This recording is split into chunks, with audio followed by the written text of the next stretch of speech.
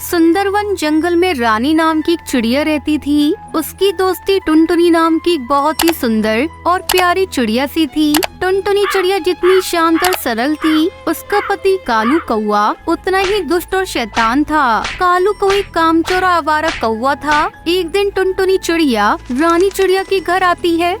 आओ बहन, मैं बस तुम्हारा ही इंतजार कर रही थी। बस मेरे पति टुन्नू चिड़ा भोजन लेकर आ जाए तो बच्चों को उनके पास छोड़कर मैं आपके साथ पानी लेने नदी पर चलती हूँ। आप कितनी खुशनसीब हो रानी बहन। आपके पति टुन्नू आपकी कितनी मदद करते हैं। आप दोनों को मिलजुल कर घर के काम करते देखती हूँ तो मुझे अपनी किस्मत पर रोना आता है।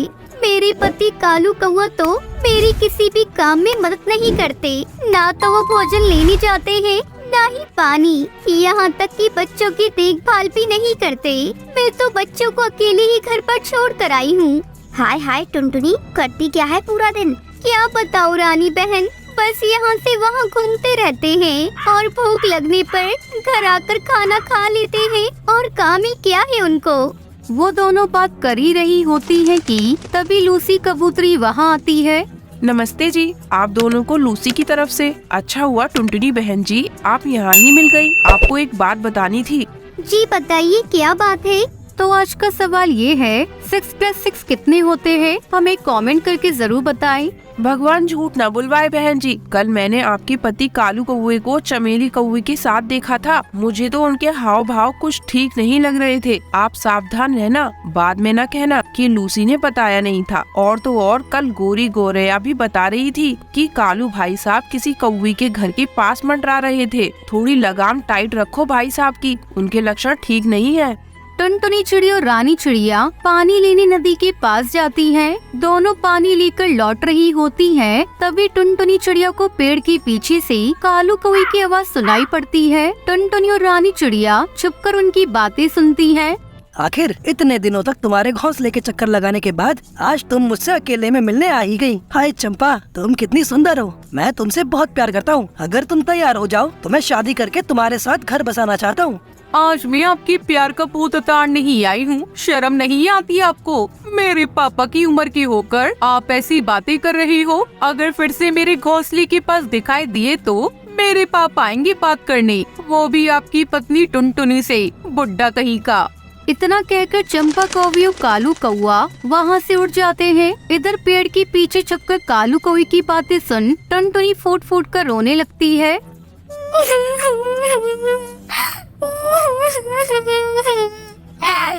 आपने देखा न रानी बहन, कालू कौवा तो दूसरी शादी करने की फिराक में है। आज नहीं तो कल जरूर दूसरी चिड़िया ले आएगा। फिर मेरा मेरे बच्चों का क्या होगा? हमारे पास तो कोई दूसरा घर भी नहीं है। बात तो आपकी बिल्कुल सही है टुनटुनी जी, लेकिन रोने धोने से कुछ नहीं होने वाला। आप जैसी सुंदर सुशील पत्नी को छोड़कर दूसरी चिड़िया के बारे में सोचने का फल तो कालू को भुगतना ही पड़ेगा। अब तो लगता है कालू कौवे की दूसरी शादी करानी ही पड़ेगी। ये आप कैसी बातें कर रही हो रानी बहन कि आप कालू कौवे की दूसरी शादी कराओगी? आप फिक्र न करो टुनटुनी जी, बस मेरी पूरी बात सुनो। मेरी एक बचपन की सहेली जिसका नाम हरी भरी तोती है, बहुत तेज तर्रार और शातिर दिमाग की है। आप इतना समझ लो कि आपके कालू कौवे को वही सुधार सकती है। रानी चिड़िया टुनटुनी को पूरी योजना समझाती है। अगले दिन दोनों उड़कर हरी भरी तोती के घर पहुंच जाते हैं। वहां पर रानी चिड़िया हरी भरी को अपना पूरा प्लान बताती है। अगले दिन हरी तोती प्लान के अनुसार कालू कौवे के पास जाती है। कालू जी, आप तो बहुत ही सुंदर हैं। आपकी गोल गोल बड़ी बड़ी आंखें देखकर मेरा तो दिल ही खुश हो गया। आप सच सच बताएं, आपकी शादी तो नहीं हुई है ना? देखो, मेरा दिल मत तोड़ना। अगर आपने मना कर दिया तो मैं कभी भी शादी नहीं करूँगी। नहीं नहीं, मेरी पत्नी बहुत ही बदसूरत और बदतमीज थी, इसलिए मैंने उसे छोड़ दिया। मुझे कुंवारा ही समझो। मैं तुमसे शादी करने के लिए बिल्कुल तैयार हूँ। तो फिर ठीक है, कल ही हम दोनों शादी कर लेते हैं। हाँ हाँ, क्यों नहीं, मैं सारी तैयारियाँ कर लेता हूँ। कालू कौवा खुशी खुशी घर लौट आता है और अपनी पत्नी को उसके मायके भेजकर बिना बताए शादी की तैयारियां करने लगता है। अगले दिन कालू कौवा दूल्हा बनकर पहुंच जाता है। हरी भरी भी दुल्हन बनकर आ जाती है। दोनों की धूमधाम से शादी हो जाती है। कालू जी, हमारी शादी तो हो गई, लेकिन मैं कोई घास फूस के घर में नहीं रहने वाली। मेरे लिए पक्का मकान बनवा कर दोगे, तभी मैं आपके साथ रहने आऊंगी। और हाँ, आप काम क्या करते हो ये तो मैंने पूछा ही नहीं। मैं कोई रूखा सूखा भोजन करने वाली नहीं हूँ। मुझे तीनों टाइम का बढ़िया स्वादिष्ट आपके हाथ का पका भोजन चाहिए होगा। ये तुम कैसी बातें कर रही हो मेरी प्यारी हरी भरी? अब तो तुम मेरी पत्नी हो, खाना तुम बना दिया करना। मैं कोई काम ढूंढता हूँ। अभी के लिए मेरे घास फूस घोंसले से काम चला लो, बाद में मैं पक्का घर बनवा दूंगा। तुम्हारे इस कच्चे घर में मेरी माँ और तीनों बहनें कैसे रह पाएंगी? मुझे पता होता कि तुम्हारे ऐसे फटे हाल है तो मैं कभी तुमसे शादी न करती। अगले दिन सुबह अरे सूरज निकलने वाला है, अभी तक सो रहे हो? जाओ पहले हमारे लिए पानी भर कर लाओ, फिर जल्दी से आकर घर की सफाई करके कुछ अच्छा सा बना दो। कालू कौवा पानी भर कर लाता है। घर पहुँचते ही लाओ पानी दो, मैं नहा लेती हूँ, फिर तुम और पानी लेते आना। जाओ पहले कुछ खाना बना दो। मुझसे इतना काम नहीं होगा, मैं खाना नहीं बना सकता। घर में राशन है ही नहीं तो खाना कैसे बनेगा? क्या कहा? घर में खाने को नहीं है? दूल्हा बनने का तो बड़ा शौक था, जवान बीवी रखने का शौक है तो थोड़ी मेहनत करना सीखो। कालू कौवा ऐसे ही दिन भर काम करता रहता है। पहले पानी भर कर लाता, फिर सफाई करके मांग कर अनाज लाता है। कालू जी, मेरी माँ के पैरों में तकलीफ रहती है, आज से रोज रात में आप उनके पैरों की मालिश कर दिया करना। इतना सुनते ही कालू के सब्र का बांध टूट जाता है। अगर तुमने मुझसे कोई काम करने को कहा तो मुझसे बुरा कोई नहीं होगा। कालू की बात सुनकर हरी भरी डंडा उठाकर उसकी पिटाई कर देती है। कालू को अपने घोंसले के बाहर बैठकर रो रहा होता है। तभी रानी चिड़िया वहाँ आ जाती है। अरे कालू भाई, आप यहाँ बैठकर रो क्यों रहे हो? क्या बात हो गई? अपने किए पर पछता रहा हूँ रानी बहन। मेरी इतनी सुंदर शांत और सुशील पत्नी की मैंने कभी इज्जत नहीं की। वो बेचारी दिन रात मेहनत करके बच्चों और मेरा पेट भरती रही और मैं बाहर घूमकर अय्याशियाँ करता रहा। मैंने तो कभी मेहनत करना सीखा ही नहीं। मुझे अपने किए पर बहुत पछतावा हो रहा है। काश कि मैं सब कुछ बदल सकता। मैंने अपने लिए गड्ढा खुद खोदा है रानी बहन। इतना कहकर कालू कौवा फूट फूट कर रोने लगता है। तभी टुनटुनी चिड़िया वहाँ आ जाती है। अभी समझ में आ गया है या नहीं? या और मार खाकर समझ आएगा कि तुमने मेरे साथ कितना बड़ा अन्याय किया है। मुझे माफ कर दो टुनटुनी, तुमसे अच्छी पत्नी मुझे नहीं मिल सकती थी। मुझे अपने किए पर बहुत पछतावा है। तभी टुनटुनी रानी हंसने लगते हैं। सच ही कहा गया है कि लातों के भूत बातों से नहीं मानते। उसके बाद कालू कौवा अपनी पत्नी टुनटुनी चिड़िया के साथ खुशी खुशी रहने लगता है। बहुत समय पहले राजस्थान के जंगल में टूनी चिड़िया अपनी बहू टुनटुनी चिड़िया के साथ रहती थी। शादी के कुछ साल बाद ही टुनटुनी चिड़िया के पति की मौत हो गई थी। पति की मौत के बाद टुनटुनी चिड़िया ने कुछ गाय को पाल लिया और उसका दूध बेचकर घर का खर्च चलाने लगी। एक दिन टूनी चिड़िया की बहू टुनटुनी चिड़िया उससे कहती है, माँ जी, मुझे बहुत ही स्वादिष्ट दही जमाना आता है। मैं सोच रही हूँ दूध के व्यापार के साथ साथ क्यों ना हम लोग दही जमा कर बेचे, हमारी आमदनी दुगनी हो जाएगी। फिर हम पिंकी को अच्छी शिक्षा दे पाएंगे। बहू, तुम्हारा विचार तो बहुत अच्छा है। ऐसा करती हूँ, मैं 2-4 गाय और खरीद लेती हूँ। अब दोनों सास बहू दूध के साथ साथ दही जमाकर बेचने लगी। अरे वाह टुनटुनी बहन, ये तो तुमने बहुत अच्छा किया। हमें दही लेने के लिए शहर के जंगल जाना पड़ता था। यहाँ जो कालू दही बेचता था ना, उसकी क्वालिटी तो बिल्कुल घटिया होती है। ऐसा करो, तुम मुझे 20 थैली दही की पैक करके दे दो। मेरी बहू को मायके जाना है।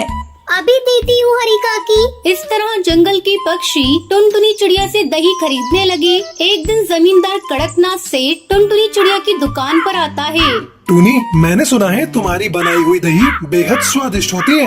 हाँ हाँ मालिक, आपने बिल्कुल सही सुना है। अब अपने मुंह से क्या तारीफ करूँ? ये लीजिए, इसे खाकर बताइए इसका स्वाद कैसा है।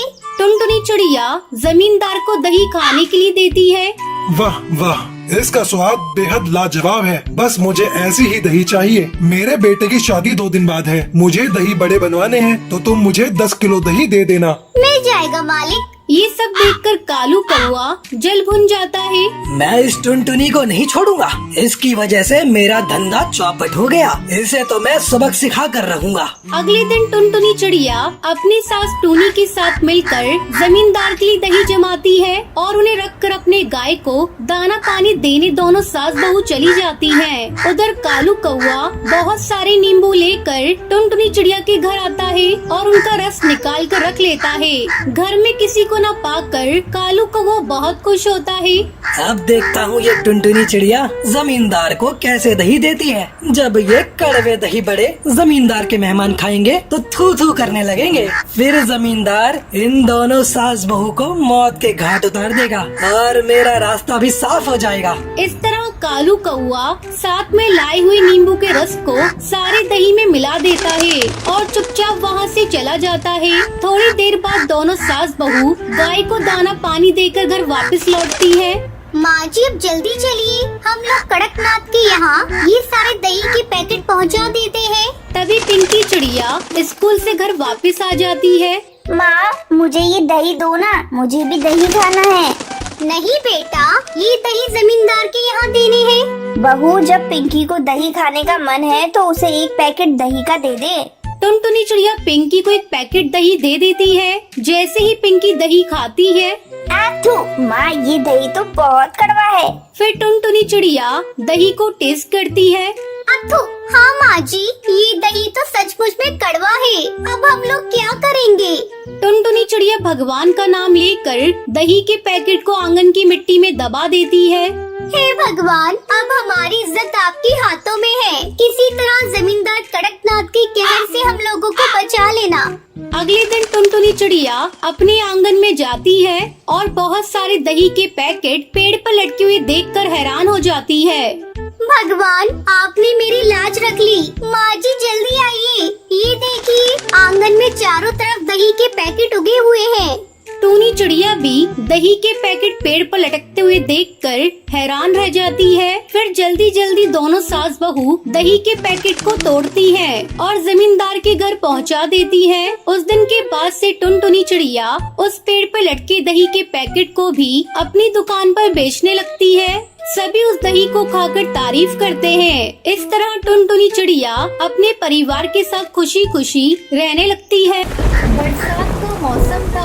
एक दिन बच्चों की टोली में सबसे बदमाश कालू कौवा सारे पक्षी बच्चों से कहता है, अरे जब से छुट्टियाँ हुई हैं, रोज हम लोग वही जामुन और शहतूत के फल खाया करते हैं। तुम सब अगर तैयार हो तो आज मैं तुम लोगों को एक बड़ा सा आम का पेड़ दिखाता हूँ। वहाँ चलकर हम लोग जी भर के आम खाएंगे। अरे तुम्हें कहाँ मिल गया ये आम का पेड़? हमारे जंगल में तो ऐसा कोई पेड़ नहीं है जहाँ पर जाकर हम मुफ्त में आम खा सके। अरे तुम लोग चलो तो सही, वो पेड़ थोड़ा दूर जाकर है, लेकिन उस पर बहुत स्वादिष्ट और बड़े बड़े आम लगे हुए हैं। तुम उस जंगल के सुनसान इलाके में पड़ने वाली आम के पेड़ की बात तो नहीं कर रहे हो? ना बाबा ना, हम लोग वहाँ नहीं जाने वाले। मेरी माँ ने वहाँ जाने से मना किया है। अरे तुम तो हो ही डरपोक। अपने साथ साथ हमें क्यों डरा रही हो टुनटुनी चिड़िया? अरे तुम्हें नहीं चलना तो मत चलो, तुम यहाँ रहो और ये जामुन खाओ। हम तो उस पेड़ पर आम खाने जा रहे हैं। सारे पक्षी कालू की बात से सहमत हो जाते हैं और सुनसान स्थान पर लगे हुए उस आम के पेड़ पर आम खाने चले जाते हैं। अरे वाह कालू, तुम तो सच कहते थे। इस पेड़ पर तो बहुत सारे आम लगे हैं। अब हम लोग रोज यहाँ पर आम खाने आया करेंगे। पक्षियों की बात सुनकर उस पेड़ पर रहने वाले जादूगर की नींद टूट जाती है। अरे वाह, पक्षियों के बच्चों की आवाज। मेरे आम के पेड़ पर फल खाने की कीमत अब इन बच्चों को अपनी जान देकर चुकानी पड़ेगी। आज तो इन बच्चों को खाकर मैं अपनी बरसों की भूख मिटा लूंगा। अब इन बच्चों में से मैं किसी को भी नहीं छोड़ूंगा। दुष्ट जादूगर पक्षियों के बच्चों पर हमला करने ही वाला होता है कि तभी हरिया काका वहाँ से गुजरते हैं। अरे बच्चों, तुम लोग इस पेड़ पर बैठकर क्या कर रहे हो? क्या तुम्हारे माता पिता ने तुम्हें नहीं बताया कि इस पेड़ से आम खाना मना है? चलो जाओ यहाँ से। हरिया काका को वहाँ देखकर सारे पक्षी बच्चे डर जाते हैं और तुरंत वहाँ से उड़ जाते हैं। ये कैसे हो सकता है? मेरे इतने करीब आकर मेरा शिकार मेरे हाथों से निकल गया। इन बच्चों की महक मेरी भूख को और भी बढ़ा रही है। अब मैं इन बच्चों को खाए बिना नहीं रह सकता। कोई उपाय तो ढूंढना ही होगा। इसके बाद दुष्ट जादूगर बच्चों को शिकार करने के लिए एक उपाय सोचता है। अगले दिन जादूगर एक साधारण कौवे का भेष बदलकर जंगल में आम बेचने आता है। आम ले लो आम, ताजे ताजे आम, मीठे रसीले आम। मेरे आम इतने ताजे और रस भरे हैं कि जो इन्हें एक बार खाता है वो दोबारा खाए बिना रह नहीं पाता। आम बेचने वाले कौवे की आवाज सुनकर सबसे पहले बंटी कबूतर बाहर निकलता है। अरे आम बेचने वाले, तुम्हारे आम तो वाकई बहुत बड़े और रसीले लग रहे हैं। ऐसा लगता है जैसे तुम उसी पेड़ से तोड़कर ये पीले आम लाए हो। बंटी कबूतर उस जादूगर की बातों में आ जाता है और जैसे ही वो उस आम को खाता है वो जादूगर के वश में आ जाता है। एक शिकार का इंतजाम तो हो गया, बाकी के शिकार को और ढूंढना है। मैं किसी को भी नहीं छोड़ूंगा, तुम सबको चुन चुन के अपने आम के पेड़ पर ले जाऊंगा। इसके बाद बंटी कबूतर सम्मोहित होकर खुद ही उस आम के पेड़ के पास जाने लगता है। थोड़ी दूर जाने पर इससे पहले कि कोई और पक्षी मुझे देखे, जल्दी जल्दी उन बच्चों को ये आम खिला देता हूँ और पकड़कर अपने पेड़ पर ले जाता हूँ। तभी जादूगर को टुनटुनी चिड़िया अपने घर के बाहर खेलती हुई दिखाई पड़ती है। अरे आओ आओ छोटी चिड़िया, तुम्हें भी आम बहुत पसंद है ना? लो मेरे आम खाकर देखो। नहीं नहीं, मेरे पास आम खरीदने के लिए पैसे नहीं है। मुझे तुम्हारे आम नहीं चाहिए। तुम्हारे जैसे छोटे छोटे बच्चों को मैं मुफ्त में आम देता हूँ, मैं तुमसे पैसे नहीं लूंगा। आओ मेरे पास आम देखो कैसा है। नहीं, मैंने कहा ना मुझे आम नहीं चाहिए। मेरी माँ ने अजनबी पक्षियों से कुछ भी लेने को मना किया है। बड़ी जिद्दी है ये चिड़िया, लगता है ऐसे नहीं मानेगी। इतना कहकर वो अपने जादूगर रूप में आ जाता है। मैंने कहा ना, जल्दी से आम खा ले, खा जल्दी से, जल्दी खा। जादूगर जबरदस्ती टुनटुनी चिड़िया के मुंह में आम का टुकड़ा डाल देता है, जिसके बाद वो भी सम्मोहित होकर वहाँ से आम के पेड़ की ओर उड़ जाती है। इसी तरह वो दुष्ट जादूगर बारी बारी से जंगल के सभी पक्षियों को वश में करके अपने आम के पेड़ पर ले जाता है। कुछ देर बाद जंगल में अपने बच्चों को गायब पाकर सारे पक्षी रोने लगते हैं। अरे देखो पक्षियों, एक साथ इतने सारे बच्चों के गायब होने के पीछे जरूर कोई बड़ी वजह है। आज दोपहर को मैंने एक आम बेचने वाले को देखा भी था, जो बच्चों को मुफ्त में आम बांट रहा था। अब मुझे लगता है उस आम बेचने वाले जादूगर के आने के बाद से ही बच्चे गायब हुए हैं। हे भगवान, कहीं वही आम के पेड़ पर रहने वाला दुष्ट जादूगर ही तो हम सभी के बच्चे को नहीं ले गया। इसके बाद सभी पक्षी उस आम के पेड़ के पास पहुंचते हैं, जहां पर आम की जगह उनके बच्चे पेड़ पर लटके हुए दिखाई पड़ते हैं। सभी पक्षी अपने बच्चों के ऐसी हालत में देखकर रोने लगते हैं। अगर अपनी जान प्यारी है तो सब के सब चले जाओ, वरना तुम्हारे बच्चों के साथ साथ आज तुम लोग भी मारे जाओगे। देख, इन मासूम बच्चों को जाने दे और इस जंगल को छोड़कर चला जा, नहीं तो आज मैं तुझे नहीं छोड़ने वाला। अगर तू मुझे कैद करेगा तो तू भी मारा जाएगा। चला जा यहाँ से, ये बच्चे मेरे शिकार हैं। जादूगर की बात सुनकर हरिया काका एक लाल रंग का धागा पेड़ पर बांध देते हैं। इससे जादूगर चीखने लगता है। अरे अंकल, इन जादूगर अंकल को मत मारिए। ये तो बहुत अच्छे अंकल हैं। इन्होंने हमें मीठे मीठे आम भी खिलाए। बच्चों की मासूम बात सुनकर जादूगर को अपने किए पर बहुत पछतावा होता है और वो माफी मांगकर सभी पक्षी बच्चों को आजाद कर देता है। सभी बच्चे भी और सभी पक्षी जादूगर को धन्यवाद करते हैं और वहाँ से चले जाते हैं और खुशी खुशी रहने लगते हैं।